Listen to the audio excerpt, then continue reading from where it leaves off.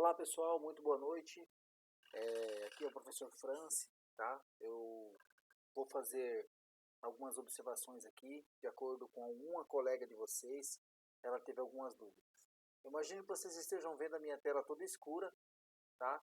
Então eu vou tentar aparecer aqui para vocês, já com a tela da minha ferramenta aberta, né? A minha da AVA, né? Que é o ambiente virtual de aprendizado já aberto.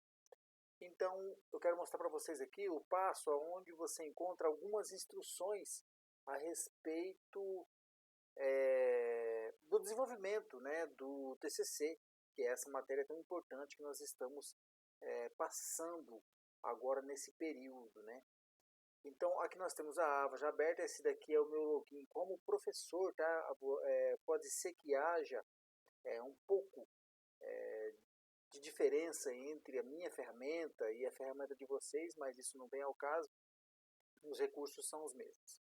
Então aqui, ó, do ladinho nós temos aqui, ó, material de aula, tá? Material de aula. O que é o material de aula, pessoal? Então tudo que você tem de instruções, você tem por aqui, né, na ferramenta. Você entrou na ferramenta, você tem ali a opção de material de aula no seu menu esquerdo, no seu menu suspenso aí.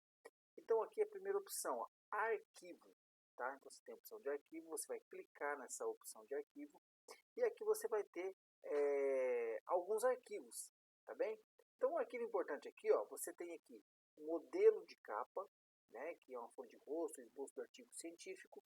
Nós temos aqui uma cartilha sobre plágio, né? Muitas vezes a gente, até mesmo sem querer, você tira alguma coisa da internet, não cita a fonte.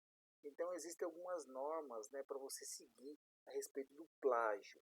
Então é importante você ler, você também se atentar aos textos que você utiliza no seu artigo.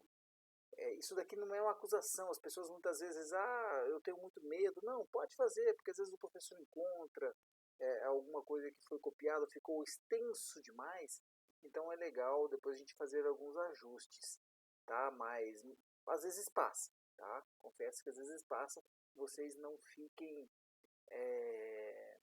tão assustados com isso. Não, isso aí acontece, mas é bom sempre tomar muito cuidado, muito cuidado com o plágio. Então aqui você tem as normas da revista Interletras. Então existe uma série de configurações a respeito da Interletras. Então a fonte, o tamanho da fonte, é muito importante vocês fazerem isso. É importante vocês colocarem também o nome do seu orientador. Esse orientador agora, qual que é esse orientador? Sou eu, tá? Professor Franci Ricardo, você vai colocar esse nome, Franci Ricardo, como seu orientador a partir desse momento. Por quê? Porque depois desse momento, depois dessa correção que a gente faz nos textos, tá a fonte, tá a formatação, o texto está coerente, você tem um resumo, né? Tem uma colega que teve dúvida a respeito do resumo. Você vai resumir aquilo que você está apresentando, tá? Você vai fazer aí em 10 ou 20 linhas um resumo a respeito do seu texto. E também tem uma dúvida sobre as keywords, né, ou as palavras-chave, né, que a gente coloca no nosso texto. O que são as palavras-chave? As palavras-chave, pessoal, são aquelas palavras que mais aparecem no texto, as palavras mais importantes. Por quê? Porque se você submeter esse teu arquivo em alguma revista, e aí a pessoa vai fazer uma busca a respeito de uma palavra-chave, que ela encontre o seu artigo. Né? Por exemplo, eu estou falando sobre acessibilidade. Tá? A minha palavra-chave é acessibilidade, porque geralmente as pessoas vão procurar por acessibilidade. Vai aparecer meu texto para essa pessoa. De repente no nosso Cielo, ou num banco, né, da CAPES, você vai ver lá, vai colocar a sua palavra-chave. Então essas são as palavras-chave, são as keywords, que é a mesma coisa, só coloca por inglês aí. Né? Por que keywords? Keywords porque ele vem lá no seu abstract.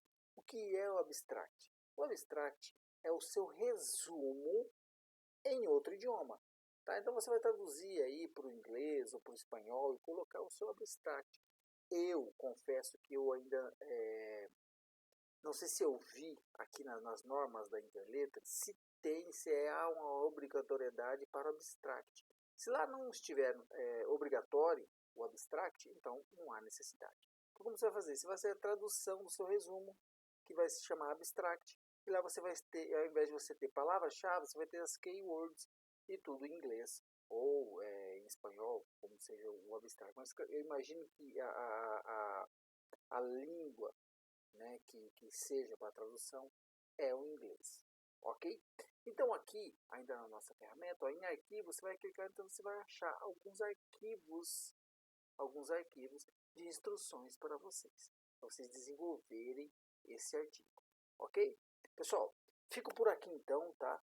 Então eu vou agora postar esse vídeo no nosso grupo para que vocês tenham contato com ele, para que vocês possam fazer essas observações, ok? Um abraço, muito obrigado.